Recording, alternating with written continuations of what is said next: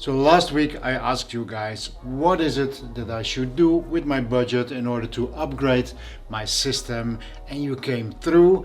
I will talk about that later in this video, but I did pick something up secondhand, something that when it came out, when I first saw this in the high-end in Munich, I thought this thing looks beautiful.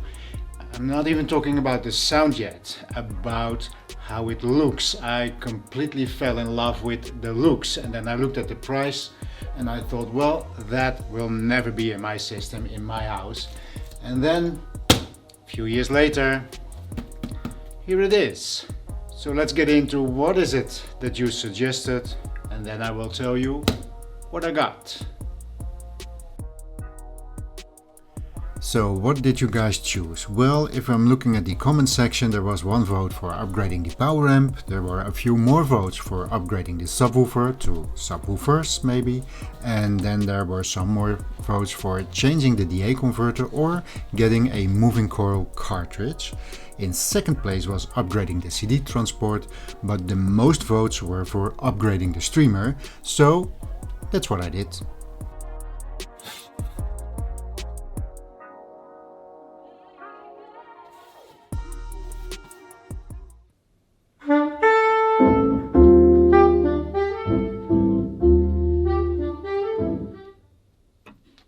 And there it is. This is the LUMIN A1 streamer DA converter with separate linear power supply.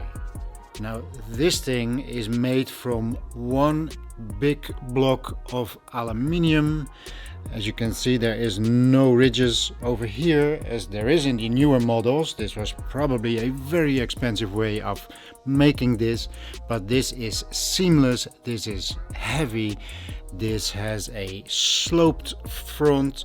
That's what makes it so beautiful, and it has the separate power supply, and that button over there where you put it on and off, that is the most smooth button that I have ever felt. So I literally picked this up yesterday. I have connected it, I have been able to listen to it a little bit.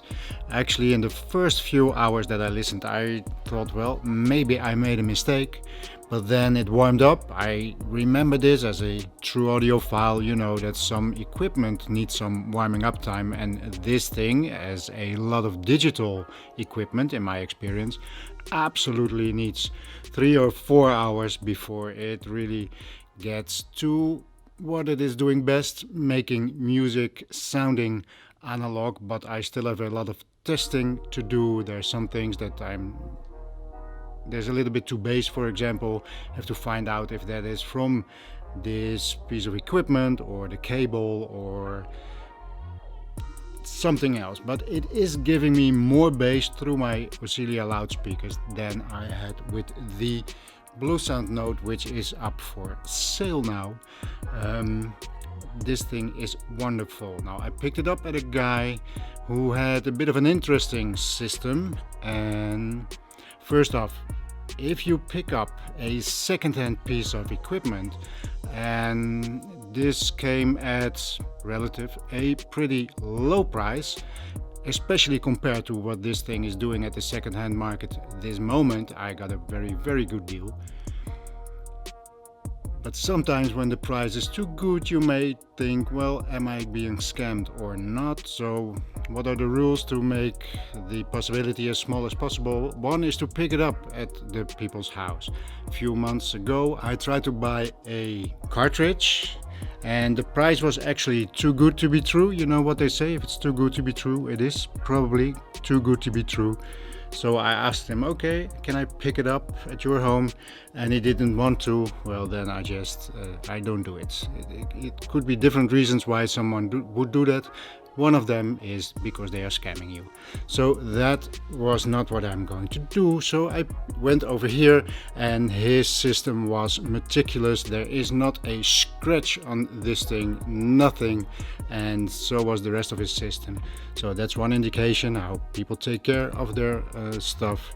And the strange or the interesting thing about his system was that he had 2 power amplifiers, bi-amping his speakers, but he had two integrated Marantz amps, one for playing the left channel, the highs and the lows, and one for playing the right channel, the highs and the lows. So not two mono blocks, but two integrated amplifiers only used as power amps. Now this is of course possible. I play the Rega Mira 3 also as a power amp now and then, but this was interesting in his setup. And he was using this as a preamp, and he also had as a CD player from Marantz.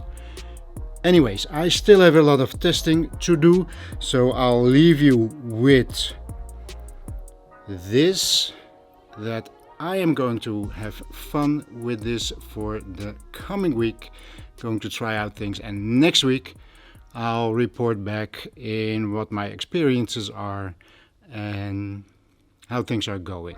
So thank you for watching. Many thanks for your comments and your suggestions. This really helped to decide if I wanted to do this, because even though I got a very good deal on this one, it is still a lot of money that I paid for this thing, and the new price is almost 7,000 euros. As I said, I saw it first at the high end in Munich, and I think this thing looks absolutely stunning. So if you want to know more, make sure to subscribe, hit the notification bell so you know when this next video is coming. Give us a thumbs up and put something in the comments, and I'll see you next week.